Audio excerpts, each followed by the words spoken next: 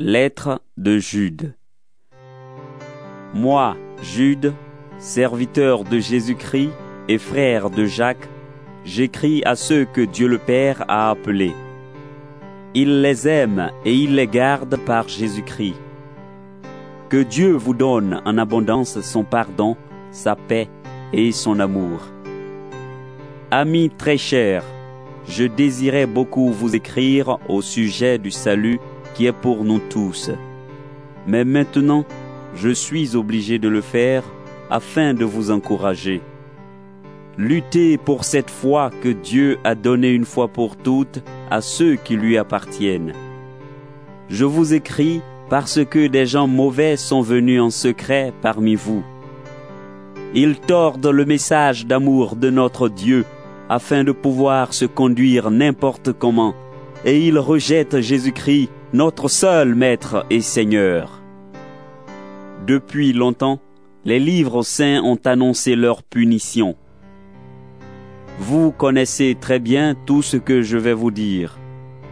Pourtant, je veux vous rappeler ceci. Le Seigneur a sauvé son peuple de l'Égypte. Ensuite, il a fait mourir ceux qui n'ont pas voulu croire. Rappelez-vous l'histoire de certains anges. Ils n'ont pas gardé le pouvoir qu'ils avaient, mais ils ont quitté l'endroit où ils étaient. Alors Dieu les garde pour toujours en prison, dans la nuit, en attendant le grand jour du jugement. Rappelez-vous l'histoire de Sodome, de Gomorrhe et des villes voisines. Elles ont fait le mal de la même façon.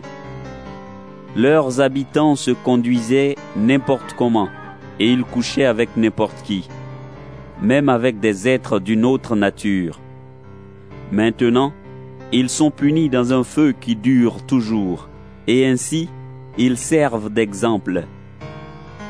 Au milieu de vous, ces gens mauvais agissent comme les habitants de ces villes.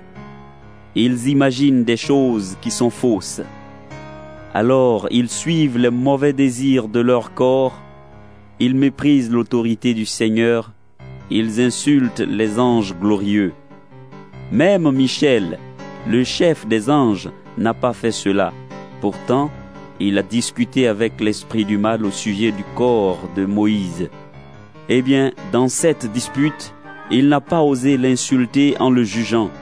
Il a dit seulement « Que le Seigneur te punisse !»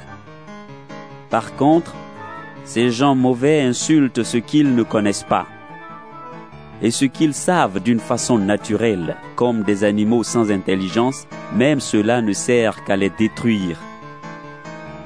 Quel malheur pour eux! Ils ont suivi le même chemin que Caïn. Ils ont menti pour de l'argent comme Balaam. Ils sont morts parce qu'ils se sont révoltés comme Corée. Oui, ce sont eux qui salissent les repas que vous prenez entre chrétiens. Là, ils mangent et ils boivent en abondance, sans aucune honte, en ne pensant qu'à eux. Ils sont comme des nuages emportés par le vent et qui ne donnent pas de pluie. Ils sont comme des arbres sans fruits au moment de la récolte, déracinés et complètement morts.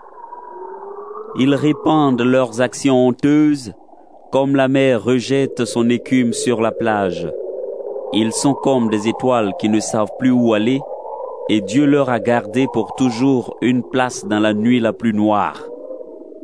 Enoch, le 7e de nos ancêtres après Adam, a d'avance parlé de ces gens-là en disant « Voici, le Seigneur vient avec des millions d'anges pour juger le monde entier. Il va condamner tous les gens mauvais pour toutes les actions mauvaises qu'ils ont faites contre lui. Il va condamner ces pécheurs orgueilleux pour toutes les insultes qu'ils ont dites contre lui. » Ces gens-là ne sont jamais contents. Ils se plaignent sans arrêt et ils vivent en suivant leurs désirs mauvais. Ils font des discours ronflants et ils félicitent les autres par intérêt. Mais vous, amis très chers, souvenez-vous des paroles que les apôtres de notre Seigneur Jésus-Christ ont dites autrefois. Dans les derniers temps, des gens se moqueront de vous et ils vivront loin de Dieu en suivant leurs désirs mauvais. Ce sont eux qui divisent les chrétiens.